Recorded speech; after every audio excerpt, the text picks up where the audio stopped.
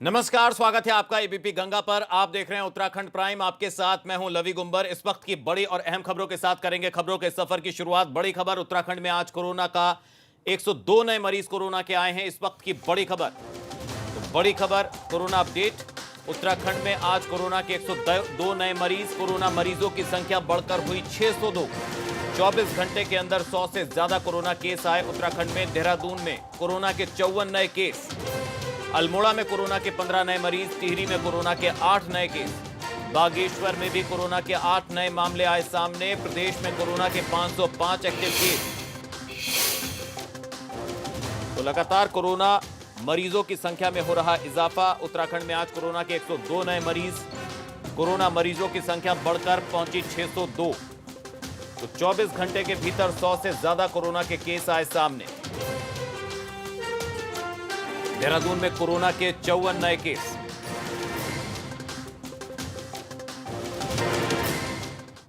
तो ये था प्रदेश का कोरोना अपडेट। उत्तराखंड में अब कोरोना के मामले लगातार तेजी से बढ़ते जा रहे हैं। ऐसा कोई दिन नहीं जा रहा जब कोरोना के पॉजिटिव मरीज ना मिल रहे हों। अब मैदानी जिलों से ज्यादा पहाड़ में कोरोना का मामले बढ़ रहे हैं। देखिए रिपोर्ट।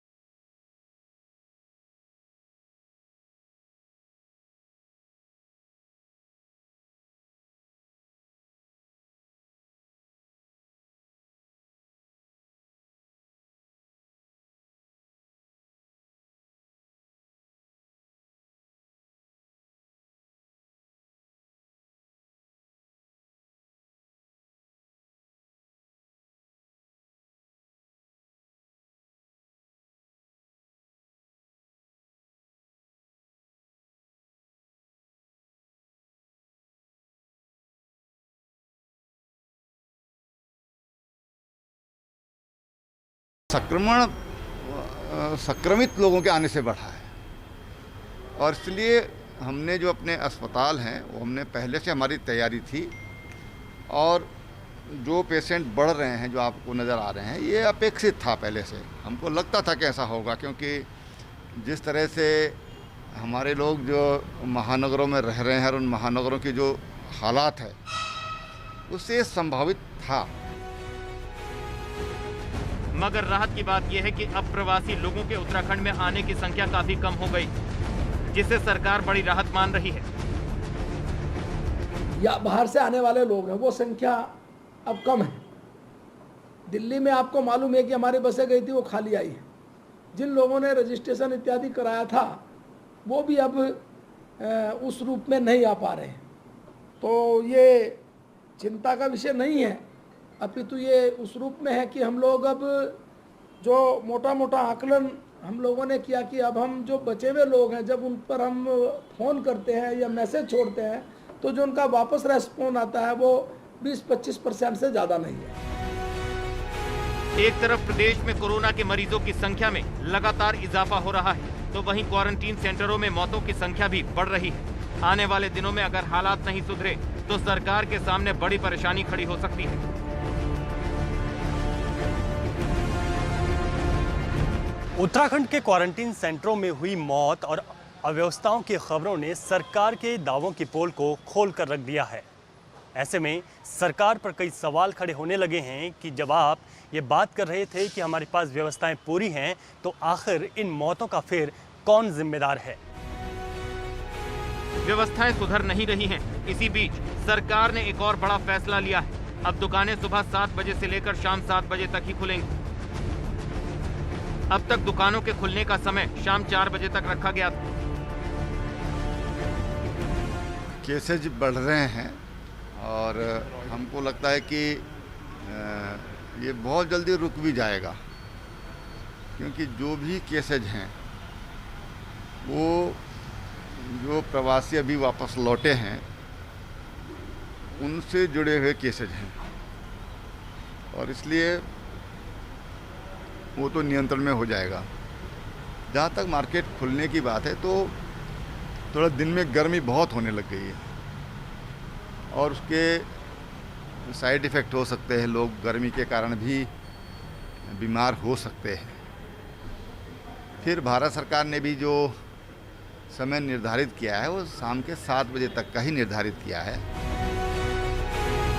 उत्तराखंड में कोरोना संक्रमण की रफ्तार तेजी से बढ़ रही है। फिलहाल कोरोना मरीजों में ज्यादातर संख्या प्रवासियों की है, जो हाल ही में बाहरी राज्यों से वापस लौटे हैं। मौजूदा हालात साफ संकेत दे रहे हैं कि प्रदेश में आने वाले दिनों में संक्रमितों की संख्या काफी तेजी से बढ़ेगी। देहरादून से विनोद कुमार के साथ रवि केंतुरा की रिपोर्ट।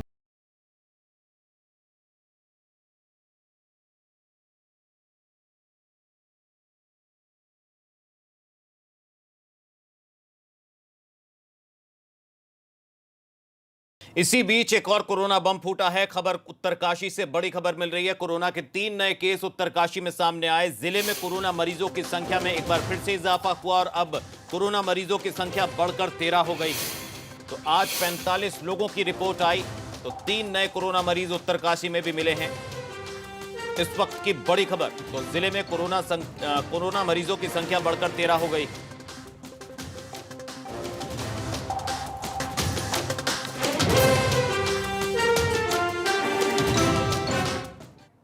तो उत्तराखंड में कोरोना को लेकर बनाए गए क्वारंटीन सेंटर में खराब हालत को लेकर बनाए गए क्वारंटीन सेंटर की जो रिपोर्ट एबीपी गंगा ने लगातार दिखाई थी। काशीपुर में डिस्ट्रिक्ट लीगल अथॉरिटी के सचिव ने निरीक्षण किया तो हालात ठीक नहीं मिले।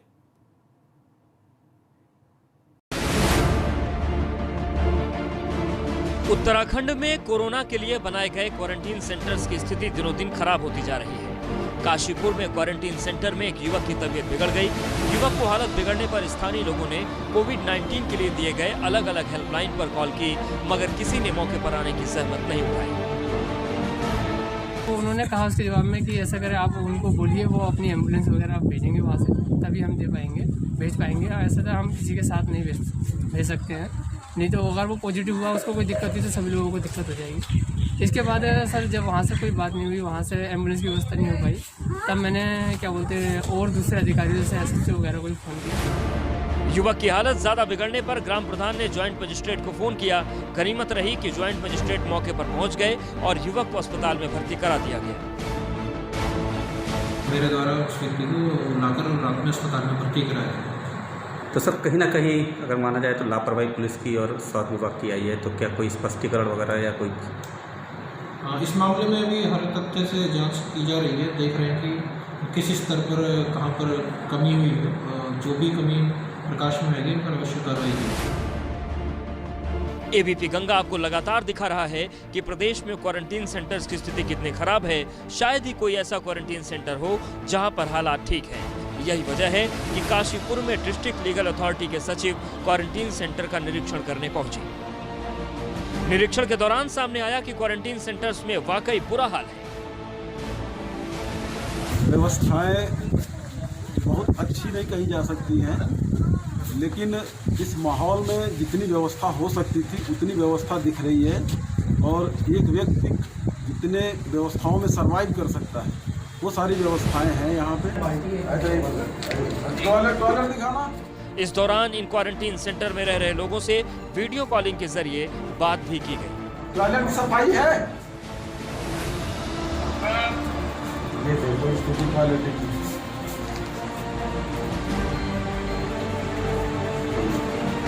ठीक है भैया, एक रूम में कितने लोग रह रहे हो? 2 लोग। दूर रह रहे हो या एक ही बेड पे हो? हाँ?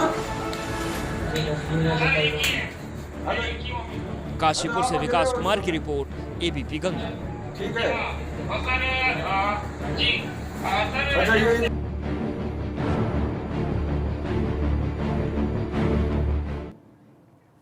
तो लॉकडाउन के हालात पर हमारे खास कार्यक्रम के दौरान एबीपी गंगा संपादक राजकिशोर जी ने उत्तराखंड के पूर्व सीएम हरीश रावत और वन मंत्री हरक सिंह रावत से बात की। जिनको उद्योग चलाना है वो अपने गांव की तरफ चले गए हैं और उद्योग वालों से हम कह रहे हैं तुम उद्योग चलाओ, वो कह रहे हैं भाई साहब चलाएंगे। हरक जी, ये हरीश जी जो प्रश्न उठा रहे हैं उनको आप राजनीतिक तौर पर कांग्रेस और भाजपा कहकर आप उनको खारिज कर सकते हैं, आपका अधिकार है, लेकिन कुछ सच्चाई तो है कि अगर नरेंद्र मोदी लॉकडाउन की बात करते हैं, देश मानता है, लेकिन उसके बाद प्लान क्या होता है और किस तरीके से उत्तराखंड में क्वारंटाइन सेंटर्स की जो हालत है, ये जो प्रश्न उठाए इनसे तो आप भी नहीं बच सकते हैं। प्रदेश के क्वारंटाइन सेंटर की बात है, मैंने खुद आज कैबिनेट से अभी आया हूं जी, और मैंने खुद इस बात को उठाया कि भाई वहाँ पर्याप्त बाथरूम नहीं है, शौचालय की व्यवस्था नहीं है, इससे महामारी तेजी से फैल सकती है जी। और अब हमने ये निर्णय लिया आज कैबिनेट में कि अब हम होटल्स को, उनको रोजगार भी मिलेगा होटल्स के लोगों को जो बंद पड़े, और हम होटल्स में अलग अलग बाथरूम। तो देहरादून में हुई त्रिवेंद्र कैबिनेट की मीटिंग में कई अहम फैसले लिए गए। मीटिंग में कोविड-19 को लेकर क्षेत्रों में बंटवारे समेत 16 विषयों पर चर्चा हुई। मीटिंग में स्वास्थ्य सुविधाओं को बेहतर बनाने के लिए भी मुख्यमंत्री त्रिवेंद्र सिंह रावत ने अधिकारियों को निर्देश दिए। इसके साथ ही ये फैसला भी लिया गया कि अब राज्यों में एक जिले से दूसरे जिले में जाने के पास के अप्रूवल की जरूरत नहीं पड़ेगी।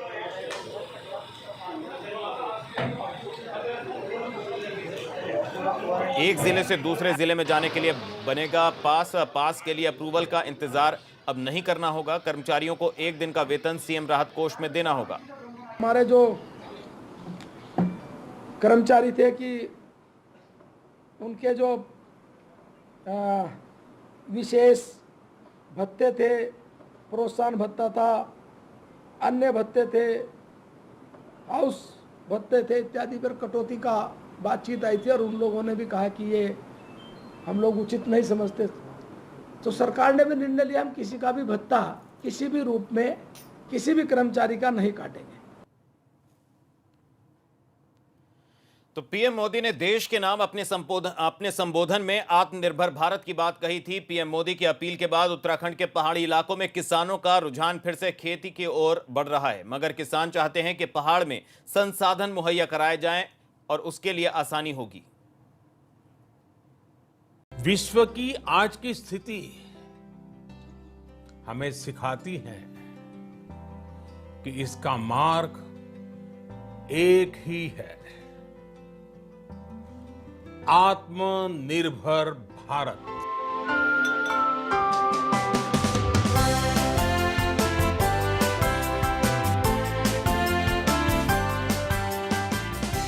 उत्तराखंड के पहाड़ी इलाकों में किसान एक बार फिर से अपनी पारंपरिक खेती पर लौट रहा है। इसकी सबसे बड़ी वजह है पीएम मोदी की अपील। बड़कोट का यमुना घाटी इलाका खेत खलिहानों के लिए जाना जाता है। इस इलाके की एक बड़ी आबादी खेती बाड़ी पर निर्भर है, मगर किसानों के सामने दिक्कत इस बात की है कि उनके पास आधुनिक संसाधन नहीं है। प्रधानमंत्री जी ने कहा कि आत्मनिर्भर के लिए एक उम्मीद जागरूक हुई है, और जैसे कि हम आत्मनिर्भर तो पहले से ही हैं, लेकिन अगर हमें उस चीज़ के लिए उतना संसाधन उपलब्ध नहीं हो पाता है, और अगर हमें उतना संसाधन उपलब्ध हो जाए तो हम अपनी खेतीबाड़ी से ही, अपना आत्मनिर्भर से ही हम अपना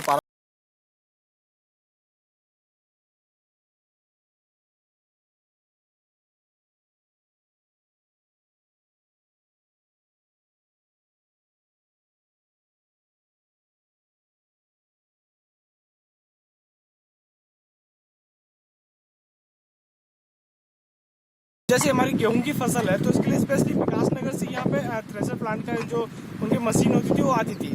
और अब जब यहाँ पे आत्मनिर्भर की जो बात की है, यदि मोदी जी के इस संबोधन से अगर यमुना घाटी के किसानों को अगर ये मशीनों जैसे उपकरणों का अगर उपलब्ध हो जाती है तो उससे क्या है कि हमारी जो आत्मनिर्भरता है वो और भी ज़्यादा बढ़ जाएगी।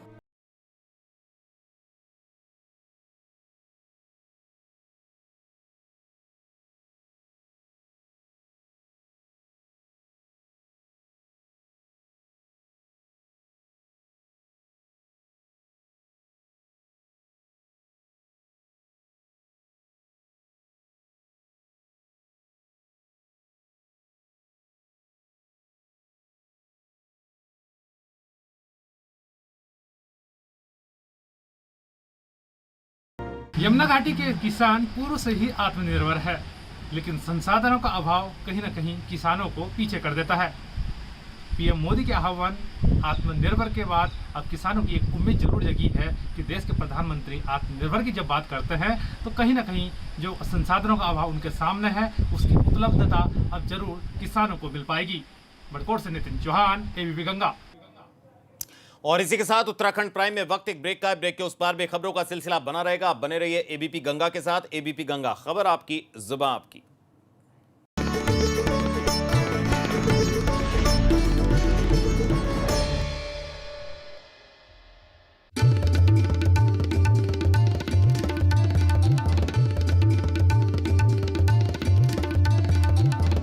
आप देख रहे हैं एबीपी गंगा, खबर आपकी, जुबान आपकी।